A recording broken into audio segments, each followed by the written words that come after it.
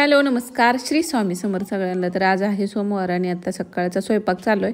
तर मुलांचा टिफिन वगैरे दिला, नंतर राहिलेल्या चपात्या होत्या आमच्या त्या केलेल्या होत्या।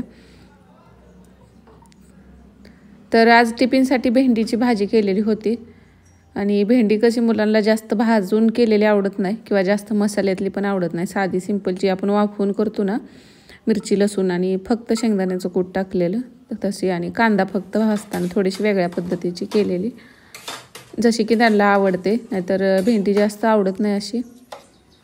तर चपात्या आमच्या करून घेतलेल्या आणि ही त्यांच्या टिफिनसाठी केलेली भाजी होती। तर कांदा ना असा मोठा कट करून घेतलेला होता आणि त्याच्या पाकळ्या अशा सगळ्या सेपरेट केलेल्या होत्या।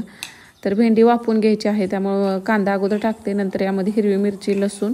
आता मुलं मोठे आहेत त्यामुळे तिखट खातात बऱ्यापैकी, आणि ही कट केलेली 2 कट केली, जास्त पण बारीक कट केलेली नाही, थोडी मोठी अशीच ठेवलेली भेंडी। एकदम आपण कशी मसाल्यातली करायची झाली तर पातळ कट करतो।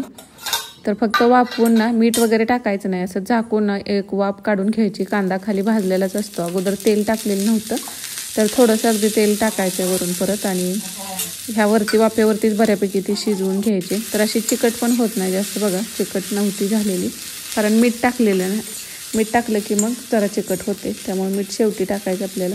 तर एक वाफ काढून घ्यायची, थोडासा कांदा भाजायला लागला की म्हणजे कांद्याला डाग पडलेले आहेत बघा। तर सकाळचं येतं मग गरम पाणी सोबत सगळं, म्हणजे चहा स्वयंपाक करत करत सगळं चालूच असतं।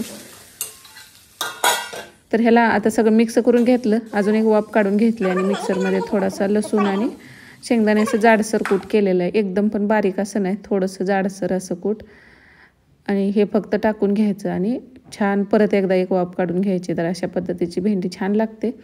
याला कुठं भेंडीला डाग पडायला नाही पाहिजे, फक्त वाफेवरती ती भेंडी शिजली पाहिजे, अशी त्यांना आवडते। नाहीतर भाजी ही भेंडीची जास्त खातच नाहीत ती। तर नंतर ते शेंगदाण्याचं कूट आणि थोडंसं मीठ टाकून परत एक वाफ काढून घेतली की मस्त अशी भेंडी चिकट होत नाही आणि शिजते। तर हे रात्री ना 11:30 वाजता आम्ही ग्रहण बघत होतो। तर मोबाईलमध्ये ते हे करताना आपण व्हिडिओ घेताना ना, चंद्र आहे तो पूर्ण गोल गोल फिरतोय असंच जाणवत होतं। तर थोडंसं झूम करून घेतल्यामुळे तसं दिसत होतं का काय माहिती, पण 11-11:30 वाजता पूर्ण तो लाल दिसत होता। अगोदर थोडासा लाल कसं, थोडा अगोदर व्हाईटमध्ये होता, परत लाल पूर्ण लाल झालता चंद्र। तर ग्रहण काल होतं त्यामुळं आता फरशी सकाळचीच पुसायची लवकर असते, पण टिफिनमुळं ते सगळं करून दिलं। गॅस कट्टा वगैरे पुसून घेतला होता आणि नंतर मग सगळ्या फरशा वगैरे पुसून घेतल्या। आज वरचं पण सगळं पुसून घ्यायचं आहे। ग्रहण झालं की बघा आपल्याकडे साफसफाई करतात, देवपूजा ही तर राहतेच आपली, पण त्या अगोदर सगळी स्वच्छता असते ती करायची असते। तर झाडून पुसून घेतलं आणि मग राहिलेला मी स्वयंपाक त्यांचा मुलांचा टिफिन दिल्यानंतर, म्हणजे सकाळचं झाडलेलं होतंच, त्यांचा टिफिन दिला नंतर परत एकदा झाडलं आणि परत एकदा हे सकाळचंच पुसून घेतलं। नंतर आमचं सगळ्यांचं बाकीचं राहिलेला स्वयंपाक वगैरे, भांडी, किचन कट्टा आवरून झालता आणि सगळी कामं होईपर्यंत 11-11:30 वाजल्या। नंतर मग आज ताक करायचं होतं, तर ही साई रात्री बाहेर काढून ठेवलेली होती आणि सकाळी परत मी फ्रीजरला ठेवलेली होती। तर छान थंड झालेली होती आणि ही एकदाच एवढं एका भांड्यात बसतं। एक 5-6 दिवसाची साई असेल ही। आणि यामध्ये पाणी टाकलं थोडंसं, सुरुवातीला थोडंसंच टाकायचं, आणि जर नाही लोणी निघणं आपल्याला वाटतं ते मिक्सरमध्ये तेवढं फिरणं की मग परत थोडंसं पाणी टाकून मग फिरवून घेतलं की लोणी निघतं।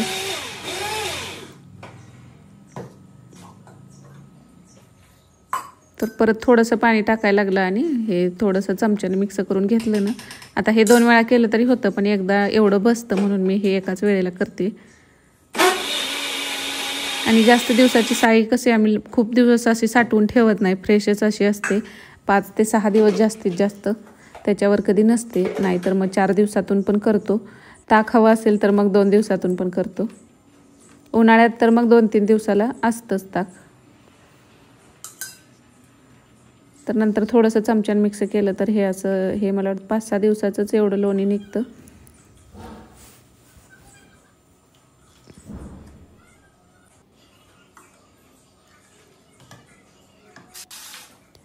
तर रात्री दही लावलंच नव्हतं, आणि आज सोमवार असतो सासूबाईंचा, तर खिचडी करायची होती. मग त्यासाठी परत हे दही नसेल तर मग परत ताक बनवतो त्या दिवशी.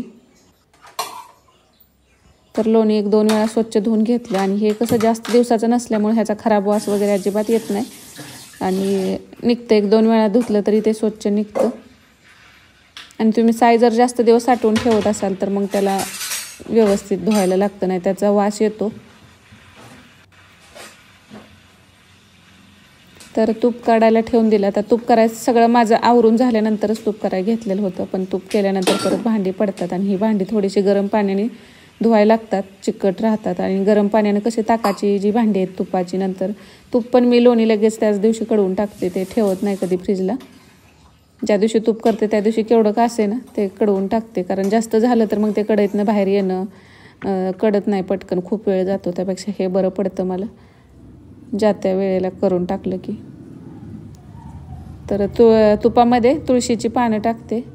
तर इथं खाली पण एक तुळस आहे, तर अशी जास्त पानं पाहिजे असतील तर त्याची घेते. तर वरची तुळस थोडी बदलायची, त्याचं म्हणजे तेवढी चांगली. आता ती खूप दिवस झालं आणि तुळशीच्या लग्नाला कशी दरवर्षी आपण नवीन तुळस लावतोच, त्यामुळे आता ती तुळस बदलायचीच होती.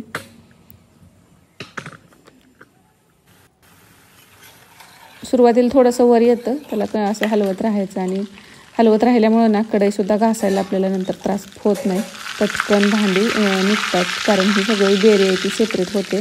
नंतर कडत आल्यानंतर तूप ना थोडंसं लाल व्हायला लागलं की तुळशीची पानं टाकायची, अशी पाण्यातनं स्वच्छ धुवून काढायची आणि ती टाकायची. तशीच छान असं तूप तयार झालेलं आहे. आता हे म्हशीचं आहे त्यामुळे एकदम पिवळसर दिसत नाही, पण नंतर हे थंड झाल्यावर पूर्ण रवाळ होतं. गाईचं तूप असेल तर एकदम पिवळं असं दिसतं. आणि असं ह्या रंगावरती कढवल्यानंतर ना ते किती दिवस जरी राहिलं तर अजिबात खराब होत नाही. नंतर थंड झाल्यानंतर ते गाळून ठेवलं. आणि तूप ठेवताना शक्यतो स्टीलच्या किंवा काचच्याच भांड्यात ठेवायचं, प्लास्टिकमध्ये वगैरे त्याचा वास येतो वेगळा. नंतर हे गाळून ठेवलं. आता एक्स्ट्राचं असतं ते किटलीत ठेवते आणि रोज वापरायला लागतं ते छोट्या डब्यात ठेवते मग. तर ही बघा कढई घासायला अजिबात नंतर जास्त मेहनत घ्यायला लागत नाही, अजिबात कुठं ती बेरी चिटकून राहत नाही जास्त.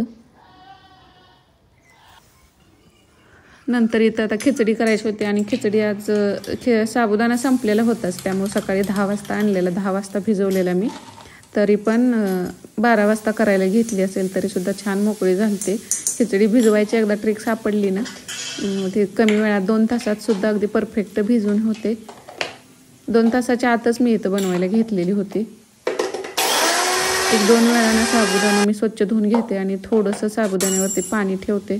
ते पाण्यात वगैरे साबुदाणा ठेवत नाही, त्यानं छान मोकळी होते. आणि नंतर इथं हिरवी मिरची टाकलेली. आता त्यांना बटाटा खायचा नाही त्यामुळं शेंगदाणे आणि हिरवी मिरची टाकलेली. नंतर मीठ आणि तूप टाकूनच शक्यतो, कारण तेलं कोणती असतात आपल्याला माहीत नसतं, त्यामुळे उपवासाचे पदार्थ शक्यतो तुपातच बनवावेत, नाहीतर शेंगदाण्याचं किंवा नारळाचं तेल वापरतात.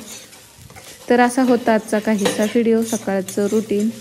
आणि आता देवपूजा वगैरे हे सगळं मी यामध्ये ॲड केलेलं नव्हतं व्हिडिओ, नाही तर भरपूर मोठा होतो. आता खूप दिवस झालं म्हणजे असं डेली रुटीन नव्हतं. तर छान अशी मोकळी बघा, फक्त 2 तासात भिजलेल्या साबुदाण्याची सुद्धा छान मऊ लुसलुशीत आणि मोकळी खिचडी तयार झालेली होती.